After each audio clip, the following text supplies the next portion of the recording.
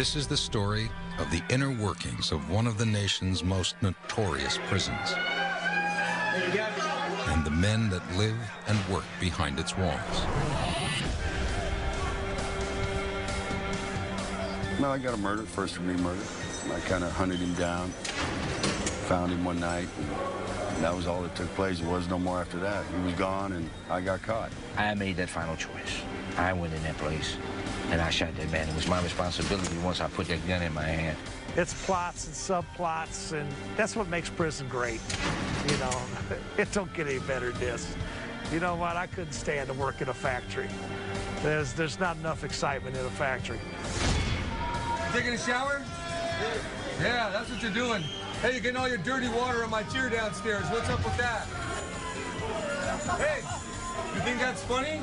I don't want to have to walk in your stuff. Do you understand me? You're disrespecting everyone by doing that, all right? Don't do it. Over a 30-day period, the inmates and guards' lives will become dangerously intertwined as the prison faces one of the largest riots in over 20 years.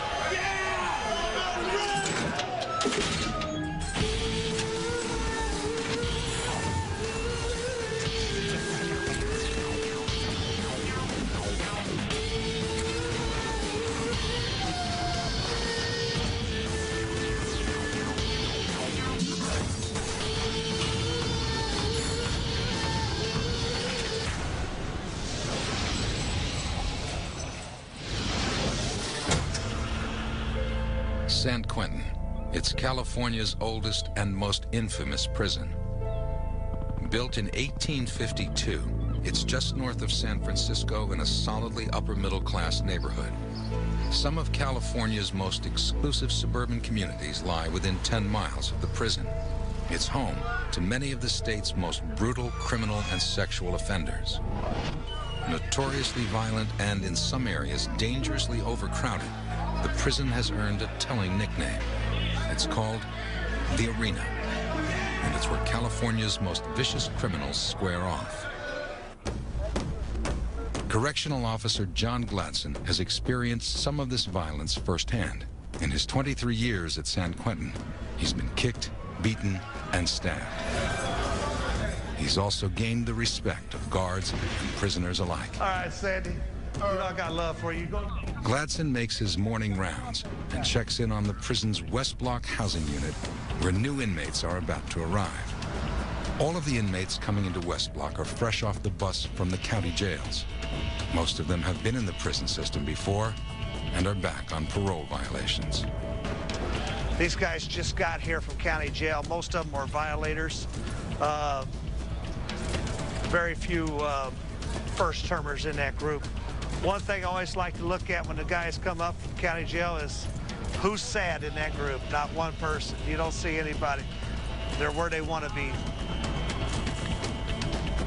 Gladson passes an area that's a potent reminder of the realities of prison life. The completely exposed outdoor bathrooms.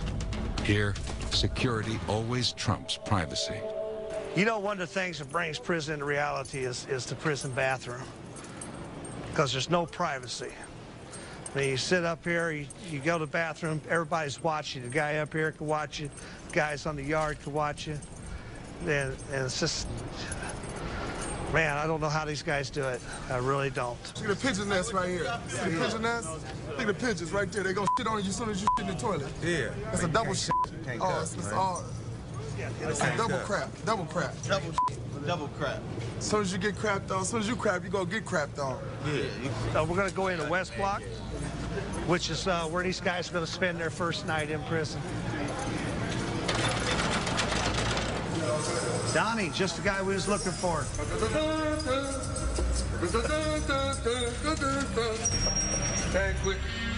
Officer Danny Atkins heads up the reception center. He's here to handle the basic needs of new inmates, and that can be a tall order. Fresh from the streets. These are men who need help. They're physically wore out, they're drug-ridden, they're hungry, and we have to fix them. We have to repair them. They come in here, the first thing they ask is to get their teeth pulled, many of them. They're on, the different drugs. They lose their teeth. It's a great thing here. It's amazing. This is the revolving door. Excuse me, folks. West Block Atkins. West Block inmates receive their first meal here in the mess hall. There's always an increased potential for danger at chow time. That's because it's one of the few times a day when large numbers of inmates are out of their cells simultaneously.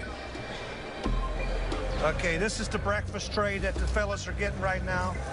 It's got grits, 2 hard-boiled eggs, potatoes, 2 slices of bread, 2 bananas, and a milk. Punctuated by menacing gestures or humorous outbursts, meals are rarely uneventful. I want to tell all the kids out there, you don't want to be like me. You don't want to come to jail. Because if you do, your life is going to be like an egg. The police going to eventually crack you. As West Block inmates leave the mess halls and return to their cells, the potential for violence is at its peak. Go. Yeah. This is our worst moment right now. Right now, this is the moment when a whole tier will erupt. This is a bad time. We have our gunner up above us just in case for these moments. The goal is simply to get inmates back into their cells without incident. But it's complicated by the fact that, unlike in newer prisons, San Quentin's guards must actually lock each of the over 400 cells by hand. There's also the problem of stragglers. Since most West Block inmates spend over 20 hours a day in their cells, they're in no hurry to get back to them. Many find creative ways to steal an extra moment of freedom. Junior, go on down, brother. Don't make me demonstrate the box. Let's go. Who are you working for? Who are you working for? You are not working for nobody, right? Put your hands on the wall. Where do you live? 524. What are you doing down here? Sweeping. You're out of bounds. You understand that? Yes, sir. You're in 524? Yes, sir. Take it upstairs now. That's another example where they try to stay out. But what they do, everyone throws all the trash out so we could have runners on the tier. So then once they have a runner, then they could run their messages, their tobacco, and their soups. As Atkins locks each prisoner in, he quickly notes the condition of the inmates and their cells. We're checking inmates. We're checking bodies. We're checking faces for any bruises, if there was any fights. We're also just checking the conditions of the cells. The living conditions is nasty. The living conditions is nasty. Whoa! Whoa, Junior! Wrong thing. I feel so much safer now. I don't know, because they like you. You're a lucky guy.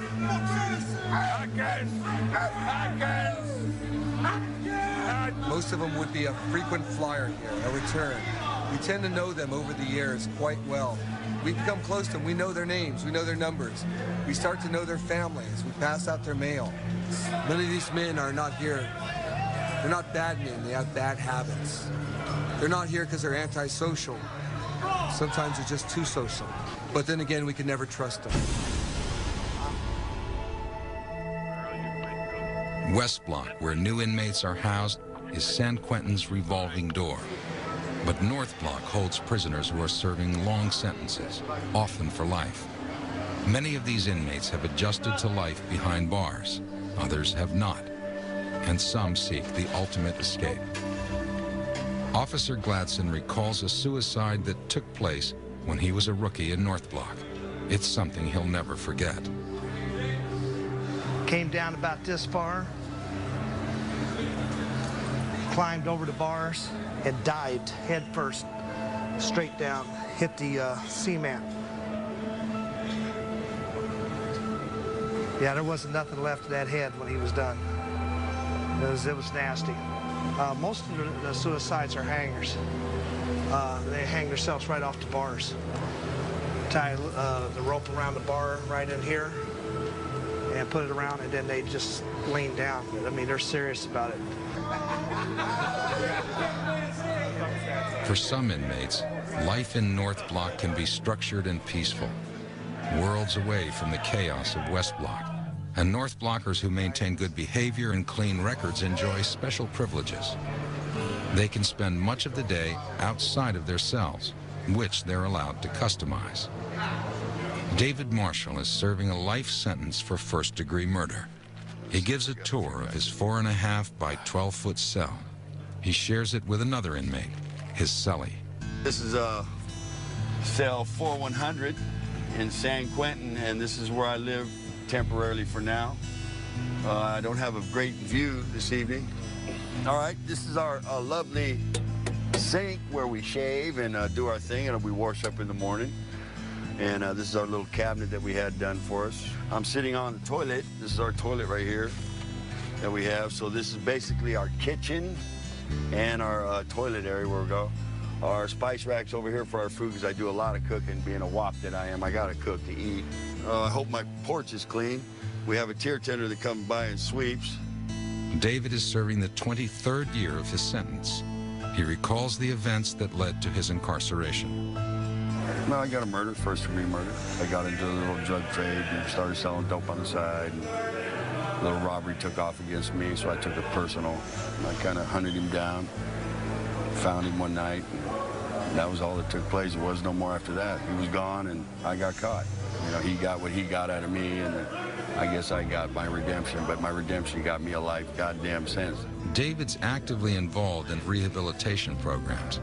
He hopes this will weigh in his favor when the parole board decides his fate later this month. I hope you fellas have enjoyed my La Casa, as they would say in Spanish. And maybe you'll come back again, and next time, oh, would you like a soda or something with some ice? You guys kind of thirsty? Sure. Okay, let's cut it up then. Let's get some out. Let's get some going here. Let's get that ice out. Some long-term inmates pack their tiny cells with creature comforts. But inmate Kevin Hagan keeps his as simple as possible. Constant reminder of the harsh reality of his situation. I don't want to call this home because it's not my home. It's not my home.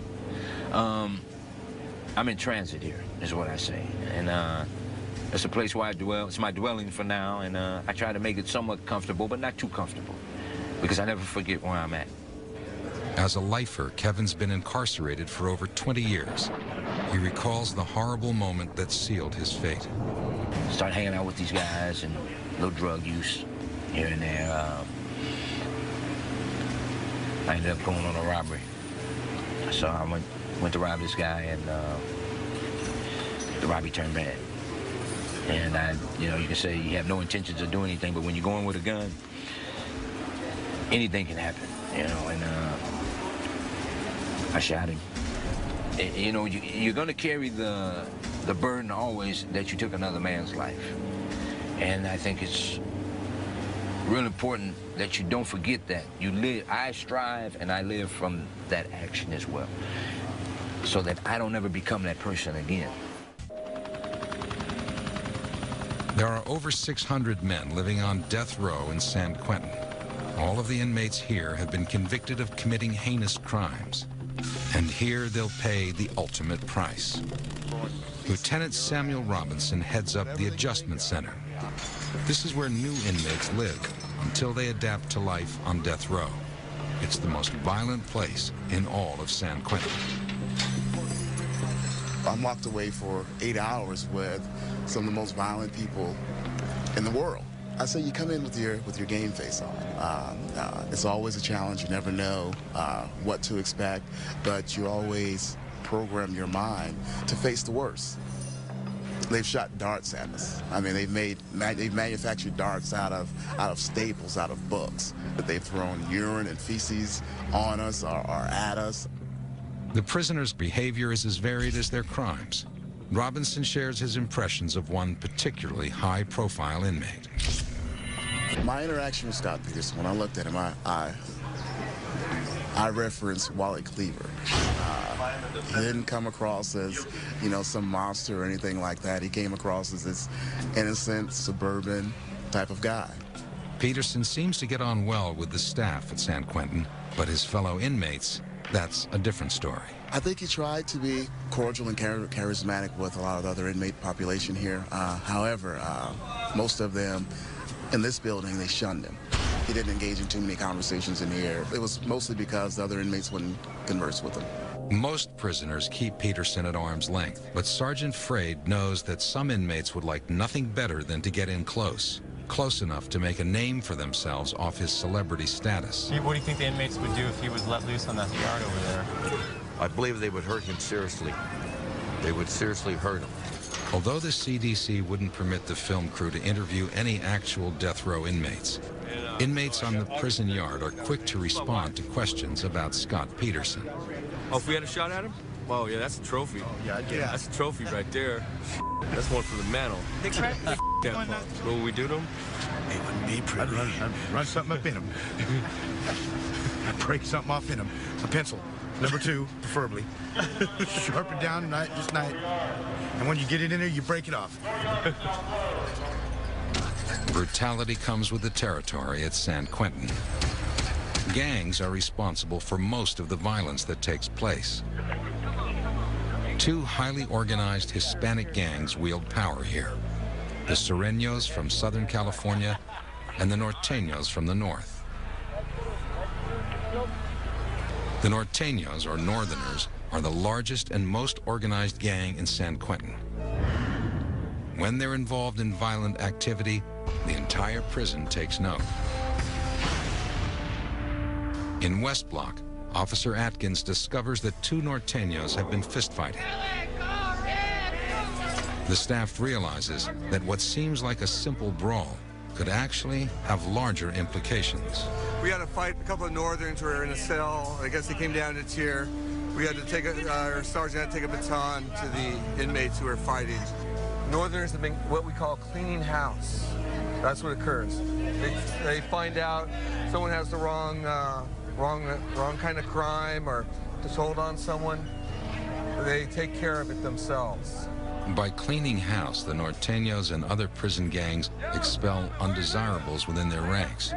They also execute perpetrators of taboo crimes, like child molestation. The recent fight could be house cleaning or a signal to other gang members. Officer Gladson monitors the lower yard, the epicenter of gang activity. Okay, straight off the bat now. You look over, and you got your little soldiers out there. You see them with the guarding the corners? Yes, making sure that nobody can creep up on the gangsters. Even in the reception center, the gangs will run things, you know. That's what's going on right here in this corner. And I'm sure if we went around, the white boys and the black guys would all be doing the same thing. Everybody's got their little gangsters out. But nobody does it as obvious as the Northern Hispanics right here. Prison is a complex world unto itself, a world that gangs rule. Inmates segregate into various gangs upon entering prison, and the gangs determine their individual status within the group. At the very top of the hierarchy are the gang leaders. They're called shot callers. Basically, the way the system works is people come in by counties, and you go by your counties, and they have one shot caller that rules the county that you're in. And basically, if any goes down, all the shot callers get together to have a shot caller meeting, and then it gets determined what goes down, whether we're gonna fight, or somebody gets stuck, or whatever. You know what I mean? What's going on. This can be a dangerous place. It's just that it's how you carry yourself. You know what I mean? And there's a lot of stupid going on. You know, people come in and you run their mouth. And gets handled. You know what I mean? How does it get handled? It just gets handled by the hierarchy, the shot callers. There's the ones that throw down the law. When shot callers call for violence, gang members make weapons out of whatever materials are at hand. Stabbing instruments or shanks come in all different shapes and sizes. With necessity spurring them on and plenty of time to craft their creations, prisoners become ingenious weapon makers. This is a newspaper that's been rolled up and been manufactured into a spear. Has a long shaft on it, and on the end here for a tip, it appears that they've used some plastic to heat up and sharpen and roll to a point. One of the reasons that they don't serve steak inside the institutions anymore is because of the bones, which can be manufactured into weapons. And this is one here where it's been sharpened to a point, and they actually use it as a stabbing weapon. San Quentin staff confiscates hundreds of shanks every year. Most fights never come to the guards' attention, but it's not uncommon to find inmates with stab wounds. Some wear the scars as a badge of honor. That's the one right there. Right there, right? Okay, y'all got stab wounds? Yeah, I got one right here. Here's mine right here. Here's mine right here. What kind of weapons? Pencils. Break him off. Pencils my ass. Here's a knife. Was this all in prison? Prison. Yes. Prison. What was it over? Kill Whitey. Kill white. Kill the white man. You know, I tried to kill it. Can't tell you that. Can't tell you that. First. Can't tell you that. No. We can't do that. We can't do that. What do you mean? Because I didn't get caught. They didn't catch me. That's the theory. I sewed myself up. Not everyone enters prison intending to commit violent acts. But for some inmates, it's the only way to protect themselves from shot callers. You know, a lot of times the guy who's doing the stabbing doesn't want to do this, but he's forced into doing these things. You know, like the gangs put it to the guy. They'll say, you know what, since you're real good friends with Joey, we want you to stab Joey. And if you don't stab Joey, then we'll stab you. So guess what? Joey's going to get stabbed.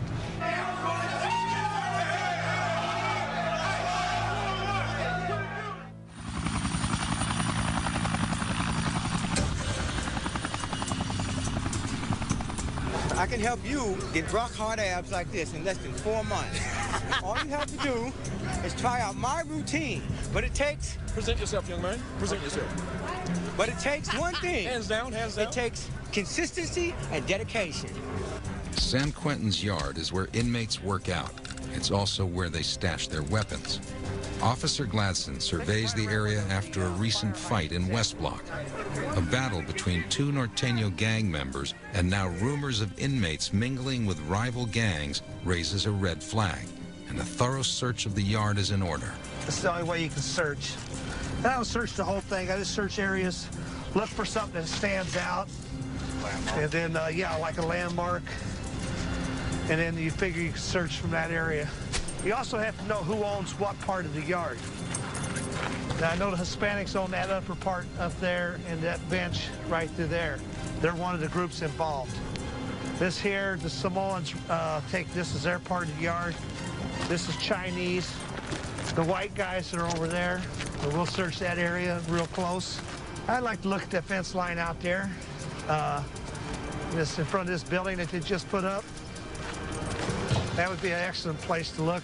What happens at night is these guys sit down and lean against the fence and use the fence as a backrest on our night yard while they watch the baseball game, stuff like that. Well, while a guy's sitting there, he's digging a hole behind him and putting his weapon down in the hole. And so it just looks like he's sitting up there against the fence, because the gangsters aren't going to have a piece that's too far away. They want it close. At any given time, I'd say there's 10 or 15 pieces down this lower yard. It's just that we find them. These guys find pieces down here every week. It's just being able to come back and get it the next, you know, where they're going to hide it tomorrow. So it's a game, and we play it. You know, that's their job, and we do our job. Correctional Officer Eric Davis finds two items of immediate concern: a shank and what's known as a kite, a small note inmates use to communicate with each other. You see how small they print it. Well, it's like, I'll take it into the squad to have them look at it and find out whether it's something or it's nothing, but it's just some little key words that kind of catch your attention, like it says on here, yard, or on another piece it says respect, and you know, another part says, you know, be careful. And then this was just found hanging off of the fence. It looked like somebody had worked it. You don't know if they took it to be weapon stock. That's what they took it for. See how easy that can be made into a nice piece. This even being better since it's rounded. They don't have to worry about it stabbing them in the wrist. Investigators will examine the shank and the kite for any clues as to which gangs are involved. With this latest development, the guards are now on high alert. By him getting that and getting that piece, he has stopped somebody from having a bad day, all right? Because that piece would eventually ended up inside of somebody. And, you know, that's just a piece of prison steel going into a person's body. And so you know, Davis don't realize it, that he just saved somebody a little grief. Okay, maybe saved 2 people a little grief. It doesn't feel good having a piece of round metal stock going into your body. The potential violence is quelled for the moment, but the threatening words on the kite still trouble Glanson. So he heads over to the prison canteen to monitor food sales. They can tell him a lot about the current state of the prison. In San Quentin, actions speak volumes. If prisoners are hoarding food, guards have reason to expect a major incident. Inmates stock up so that if the prison gets locked down, they'll have extra food in their cells. That's just a 7-Eleven never gets robbed, okay? You can buy all your little stuff here. Their cosmetics, their food, things like that. This is a place that we watch real close. Lets us know, this is another indicator place. If we see the guys stocking up on all food, and that's all they're buying, then we know that we maybe have an incident coming. As inmates stock up, the guards know a storm of violence may be on its way. But how and when will it strike? David is also involved in rehabilitation programs, and his clean record means he's eligible to play for the prison baseball team. Only inmates that have maintained a history of good behavior are able to get out and compete on the ball field. During the 5-month season, the San Quentin Giants play 35 games. They compete with 12 different teams from the free world. Let's get busy. What we gonna do now? I signed autographs for eBay. They're only $500 this month. I just come down here today to watch the baseball game. You know, it gets boring up there in the cell block. What channel is this when it's coming out? Yeah, that was the thing. That's exactly. It really helps them a lot. You know, it's kind of like a therapy for them. It keeps them from getting into violence and getting too, you know, idle.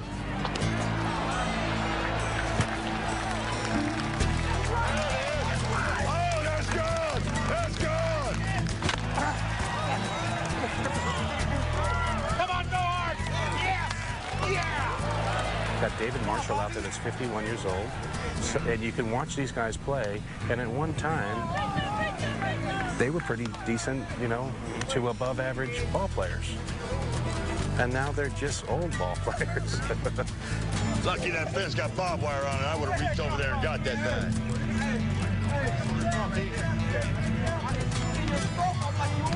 Oh, there it is. Ooh, nice play. Go, Pete, go, go, go! That was a hot one. Ooh, nice play. Okay, Giants on 3. Real loud now, huh? 1, 2, 3, Giants!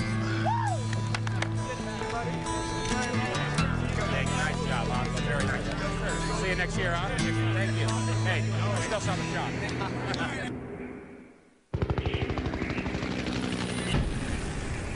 While Kevin, David, and other inmates work and keep busy with programs, gang members stay busy in other ways. You're late, you know that? Yeah. Back on West Block, gangs often communicate and plan attacks using fish lines, torn-up bed sheets that inmates use to toss messages to each other. Okay, that's a fish line, terribly illegal. I'll go up there and charge them $2.71 for destruction of state property. This is how they communicate between the different tiers and their friends. And what they'll do is they'll send that fish line, that little scroll, down to the shot collar. And that shot collar will make note of this. They'll put it down in the books of who's going where and who's come into prison. And then that gets somehow out to the streets magically. What's up, gentlemen? Got a fish line in here? Huh? I asked you a question. Is there a fish line in here? Let me see your IDs. Got a fish line in here? Yes, sir. Let me have it. Where's your ID? Where's your ID?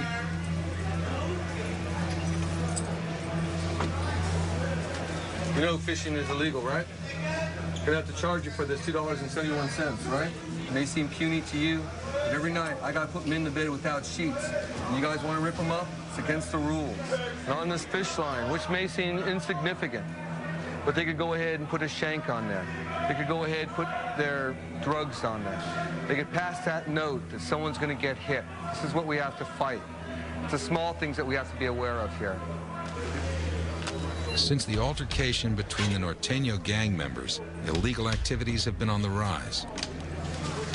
San Quentin's Investigative Services Unit, or ISU, is brought in to get to the bottom of things, to prevent what they fear will be a major eruption of violence. This highly trained squad specializes in prison crimes. They search David Marshall's cell after a confidential informant reports that David and his cellmate are allegedly selling items from their cell. If found guilty, David could lose all chance of ever being released from prison. I guess they searched my house or something. Didn't find nothing in it because I don't need dope or nothing like that, but they tore it up. So, I got to go ahead and straighten it up. Now I got to go probably urinate in the bottle for them. Probably due to my celly, I don't know. I have no idea. I'm kind of upset, but, get over it. David's cellmate, Bruce Cooper, is a member of the Hells Angels. And David believes that's the reason the squad has targeted their cell.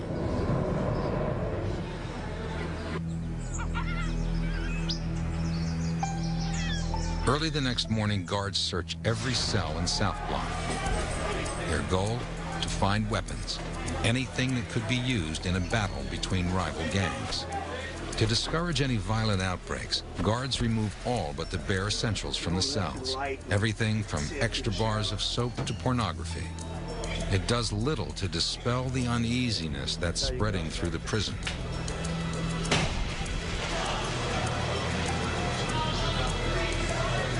The fellas hate this search where we're taking everything out. So this is another reason why we do it, is because they don't want this. So this is the thing that now maybe they'll think second 2 or 3 times before they want to go ahead and get stupid. Newspaper. Huh? What do you think of that? That's just a newspaper.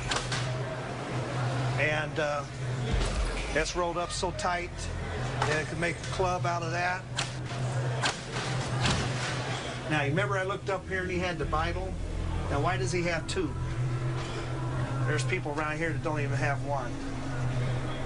So, yeah, it just makes me suspicious of this guy, why he would have 2 Bibles. He hasn't found that much religion since he's been in prison. Yeah.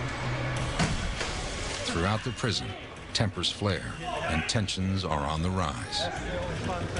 I think that we got a problem. I think that something will eventually happen. Don't know what shift it'll happen on. Probably happen at night on 3rd watch when it's 2 to 10. Varian White gives voice to the frustration of the inmates. I've heard of somebody jumping off the tier. I've heard of exactly, there's supposed to have been, within the last month, 3 or 4 suicides. Their only concern, if you tell them, is I'm about to kill myself or I'm about to kill somebody else. Guards work quickly to find weapons before someone gets hurt. The ISU hits pay dirt when they uncover a suspicious object underneath a bathroom sink. They got something out there. What you got, George? Oh, yeah. And then there's some back inside there. It's a weapon. The squad finds a toothbrush and a nail that an inmate has made into a shank. Paraphernalia. That's a good find. Better to find it under the sink than in somebody. Meanwhile, over at South Block, a prisoner slashes a fellow inmate across the face with another shank. This time, the guards are too late.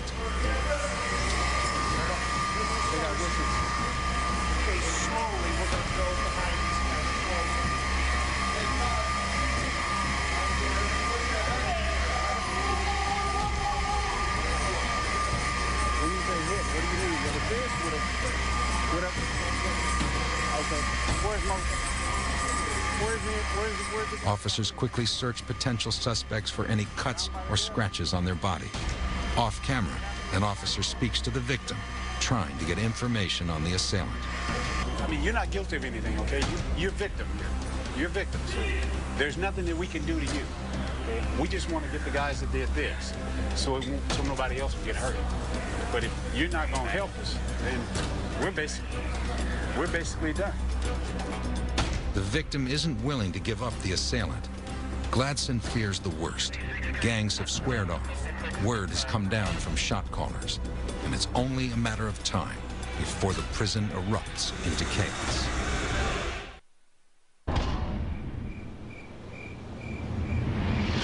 During third watch later that night, Gladson's fears come true. A group of Hispanic inmates attack and severely beat a white inmate in North Block. It's approximately 9:10 in the morning, and the prison is on lockdown. Late last evening, inmate was found in North Block that had been severely beat around the face and head area. Unsure if a weapon was used, but we're thinking maybe, I always like to say maybe a lock and a sock, you know, something heavy, a blunt instrument was probably used on his face. It's either that or they kicked him severely after he was on the ground. By 10:30, the investigators will know what happened. As new details come to light, Gladson gets the latest version of the previous night's incident. Multiple weapons have been found inside, that this is a racial incident involving, I guess, last night Hispanics jumped on the white inmate, and this morning the whites retaliated on some of the Hispanics. Before long, word of the fighting has spread to all the guards and the inmates. Then suddenly, a Code 3 alarm sounds, alerting every available officer to respond. This type of alarm only sounds during a major incident. Officers respond as large numbers of inmates fight each other with shanks and fists. The prison goes on full lockdown, and Gladson informs the film crew that it is no longer safe for them to be in the prison. Well, we got to get going. We got a Code 3 alarm, and you know what? We got to stop. So I can't really guarantee you safety. So let's go ahead and get out of here. Where are we going? Gladson rushes the documentary crew out of the prison. For security reasons, they're not permitted to return until days later. Yeah. As soon as this is all over with.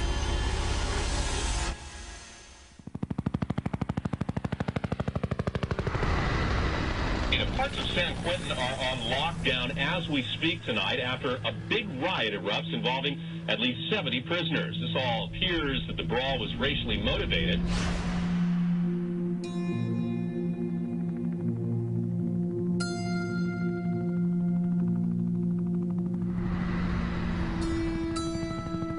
Four days later, after the riot subsides, the prison allows the film crew back inside. Well, it's about 11 o'clock in the morning, and a few days ago we had a major riot down here in the, this is the H unit. This houses the level 2 inmate. They're actually not supposed to be as violent, but it turned out that they got extremely violent. When everybody just got finally all back inside the dorms and were laying down, and they caught a guy and they sliced him underneath his, started at his ear over here, and followed his jawline around. Now, I believe they were trying to cut his throat, but he probably ducked his head because they followed his jawline all the way around and stopped over around here. Then there was another guy inside the dorm, and he got hit in the head with a blunt object right about this area. It busted his skull up pretty good. These guys knew what they were doing. They had the showers running. And the reason that they had the showers running, so when the pepper spray started coming, they were jumping over the barrier and just jumping into the showers and getting the pepper spray washed off of them as fast as possible. Oh, they don't want to be okay. Most inmates will not speak about the riot. However, a Hispanic inmate asks to be interviewed. But before the interview begins, he's called away by a shot caller. All right. Sorry. All right, thank you. Okay, what's happening is homeboy's getting reprimanded for coming up and approaching you guys without permission. He's in a little gangster clique, and now that he's over there getting reprimanded, he'll probably have to stand over there all day and make sure nobody approaches them as part of his punishment. You know, so he's a kid. He's a little kid. Just like what your mother used to do to you when you were young, make you stand in the corner, they're going to make him stand over there in the corner. What a joke. For several white inmates, the reaction is more hostile. So why did the a Mexican guy beat up a white guy? I mean, what are the reasons these things happen? about 1,000 reasons. You're getting into day-to-day politics, homie, and you're out of bounds. That's all I'm going to tell you. Yeah. Okay? Day-to-day politics, man, you're out of bounds. Don't ask me. I ain't going to tell you. You know? Why? Because I just told you. You're out of bounds. What does that See, mean? now you're out of bounds by asking me again. I told you I'm not going to answer you, and you come right back and you ask me again. It's because Now you see, if you was an inmate, you know what? That would be disrespect. Right. And okay? that starts it right there. You know, but I know you don't know no better. Right. So I'm going to explain it to you one more time. Some of the that goes on in here, man, is day-to-day politics. A black inmate explains why loyalty plays such an important role in prison politics. We all have friends from other races, but you never forget where your loyalty lies. You know, you might be in a riot with somebody that you broke bread with out on the streets. You know, it happens. You might have to take somebody down that out on the streets, you know, you and him share drugs or something. David Marshall has learned to accept fighting and rioting as just another harsh reality of life behind bars. It's prison. Everybody down. It's prison. It happened.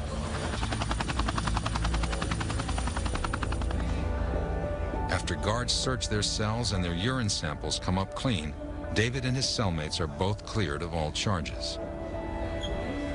Yeah, somebody dropped a note, a kite, as they would say. Somebody was telling, saying that we had tobacco and jewelry. There is no, you can't have tobacco anymore as of July 1st. They said we were selling tobacco and buying jewelry. So that it turned out to be false. Now with a clean record, David will face the parole board in only 2 days.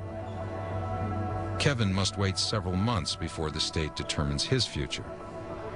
My whole thing with prison is this here. You can lock my body up. You can't lock my mind up. You can't lock my heart up. You can't lock my spirit up. I'm not going to give you that. I would refuse to give you that. I'm going to keep these good qualities, my compassionate qualities about myself, so that I am able to help the next guy. Despite the hazards and the monotony of serving a life sentence, Kevin still manages to keep a positive attitude. Well, in general, I look forward to another day. You know, not so much that I'm in prison, but it's another day that I'm alive, I'm living, and I got a smile on my face. I'm not miserable, you know, which you can be miserable, but I don't let my situation dictate my character or how I feel and how I treat other people. I know my time is coming. It's just a matter of time. That's all.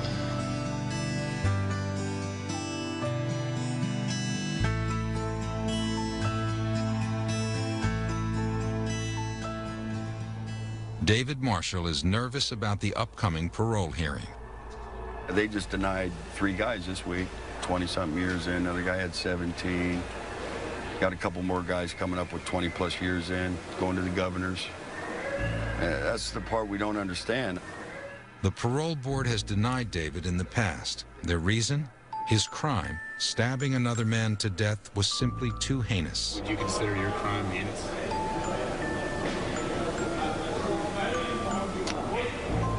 Well, I killed a man, so that's not, in itself, is not a moral act. So, I stabbed him.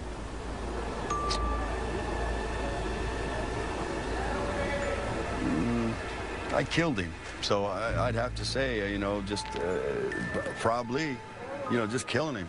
That'd be heinous just to kill him.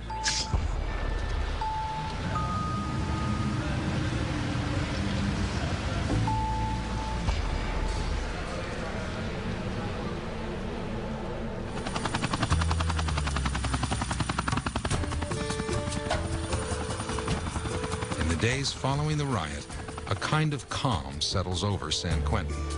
It's a mellow yard. It's real mellow. You see the guy playing with the bird, trying to catch it. What I always like to do is when I walk on the yard is to look and see if the people are in the spots that they're supposed to be. I know who hangs out at what areas. If they're not where they're supposed to be and they're over by somebody else, well, there may be a little problem or something. So, but this is all good. Everybody's right where they're supposed to be. Familiar patterns emerge. A kind of normalcy returns to the prison. Despite their tense relationship, a bond often forms between the guards and the inmates. You need one. Go kick rock. Go get in yard. Come on, G. No, we're not. Come on. Brown Valley Reds, baby.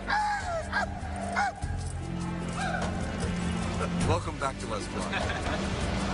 This is a world that most people just don't understand. And the way we deal with inmates is a way it's different than maybe on the streets. This is an entire population of people that just, for some reason, just didn't quite do maybe what their parents said or what they weren't supposed to do in school. You know, they did the wrong thing. Yo, what you waiting for? Waiting for our homie. You may go now. I won't get mad. Stop it, young man. Stop it, young man. Comb your hair, eh? I get paid a lot of money to take a lot of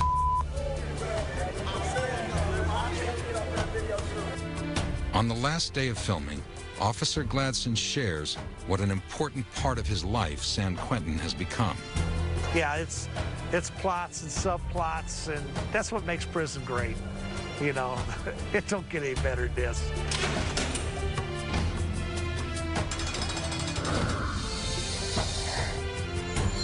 That bell rings for count every day at 4 o'clock in the afternoon. Every day.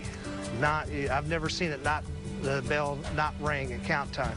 That's tradition. That's what San Quentin has that the other places don't. This place has tradition. And I don't think I'll ever leave it.